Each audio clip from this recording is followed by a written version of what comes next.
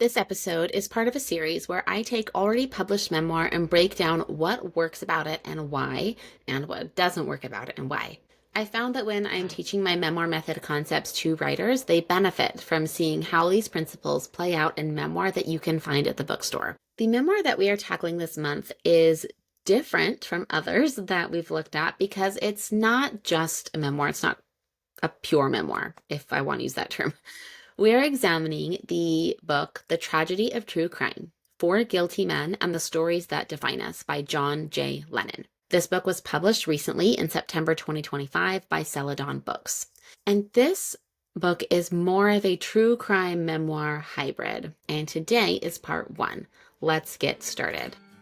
You are listening to the Memoir Method podcast, the place for writers, readers, and anyone who appreciates the collective power of our stories. In this podcast, we explore the impact of memoir alongside an examination of writing techniques and strategies used in the genre. Whether you are a writer looking for inspiration and guidance or a passionate reader seeking meaningful connections through shared experiences, the Memoir Method podcast is your go-to conversation spot. I'm your host, Charlotte, editor, writer, and the heart behind Charlotte Writes. Let's get started. There are actually a lot of memoirs that are, I would consider, hybrid memoirs because they pull in different genres. I'm thinking of Just Mercy by Brian Stevenson. He is a lawyer for death row inmates. And so he looks at the criminal justice system and he uses his story as a lawyer to kind of be an activist for the work that he does and the work that he's passionate about. This book is different in a lot of ways. This is not written by a lawyer. This is actually written by an inmate. So the author, John J. Lennon, is an inmate in the New York prison system. He was convicted of murder almost 20 years ago. And in this book, he shares his story along with the stories of three other men who are in the prison system, all to bring the reader behind the scenes of the prison system and how the stories of these people are more complicated than we are often led to believe in true crime. So the angle of this book is what really drew me in.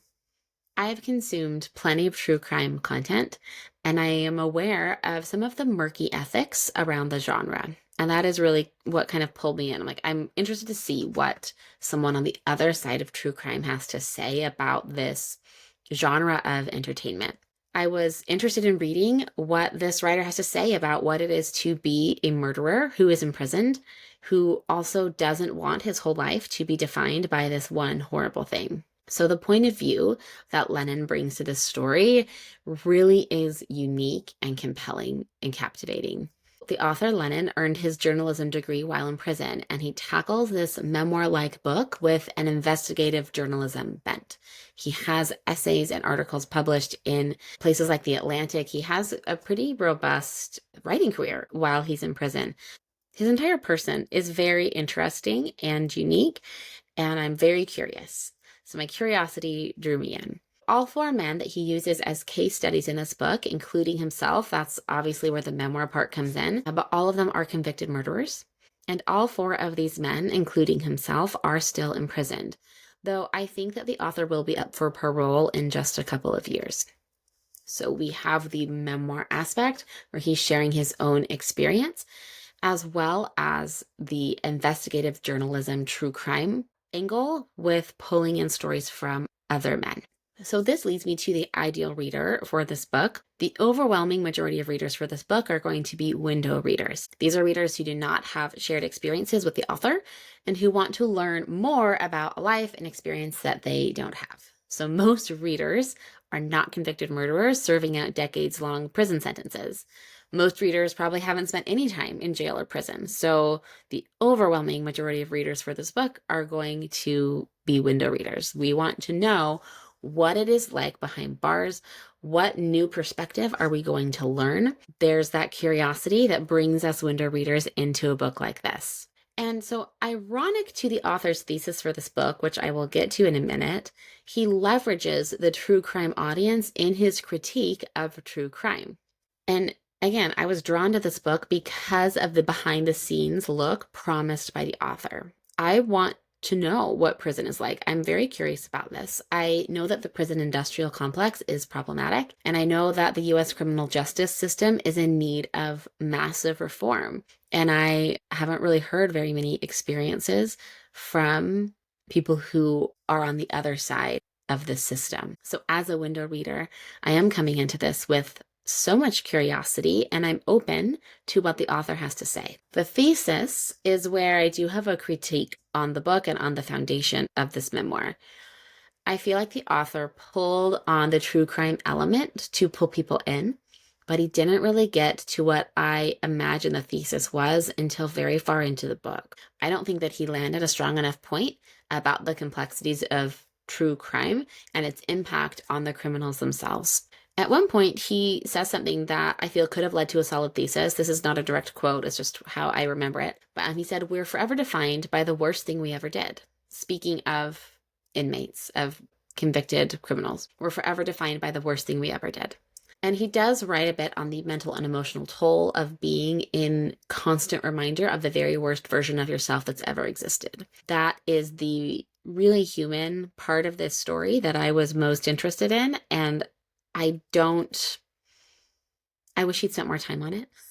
I really think he had something there, but he didn't follow it through in a way that satisfied me as a reader. What I think he did end up saying was not what I felt was promised by the title of the book and by its premise. So these men who committed horrific crimes, especially the men he uses as case studies in the book, are victims of systems and ideologies that trap them in these worst versions of themselves.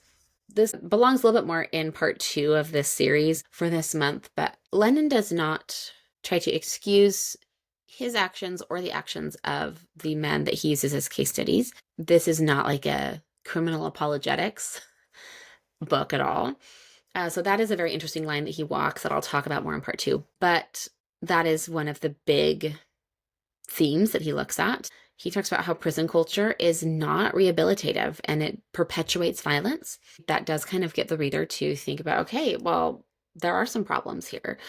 The humans locked up in prisons across the country are also humans who have very real mental and emotional needs that are not being met. This book is a conversation starter, to say the least. So I'm trying to pull in the true crime element, however, promised from the title and the premise of the book. I guess you could say that Lennon argues that the true crime genre and industry keeps these criminals as the worst version of themselves and does not allow change or growth. And as a criminal himself, he really hopes that he has changed. I have a lot of thoughts about this thesis and this conversation that Lennon has with the reader. And many of these have to do with the reliability of the author himself. I'll get to that more in part 2 of this month's Why It Works or Not. That'll be out next week. What works about the foundation of this memoir and true crime hybrid is the angle. It is the hybrid element. This point of view is tight, it's compelling, it's singular. What doesn't work for me in this memoir true crime hybrid is that he did not have the conversation that I felt was promised by the book's premise.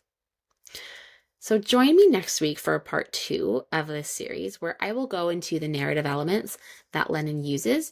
And I'm going to get a little bit more specific about why I had some skepticism about Lennon as a narrator, and also how that adds to the complexities of this book and the thesis and the premise. Again, this book, regardless of what you think about true crime, about what you think about an inmate, a convicted murderer writing about true crime, this is a conversation starter, and I will give Lennon a lot of props for that. So we'll talk about that next week. A quick reminder about the Jumpstart Challenge. I introduced this challenge in episode 102 last Friday. We start in just under a week. So if you want to join me, head to the link in the show notes to sign up and learn more about the Jumpstart Challenge as you are writing your own memoir. So thank you so much for joining me today, and I will see you next time.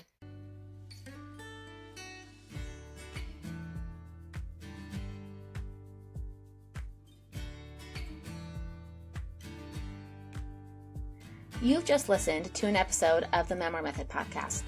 The Memoir Method podcast is presented by Charlotte Wrights. If you liked what you heard, the best way to support the show is to subscribe through your preferred podcast player. And if you're feeling especially inspired, I'd love it if you left a 5-star review on Apple Podcasts. Leaving a review really does help other readers and writers like yourself find the show.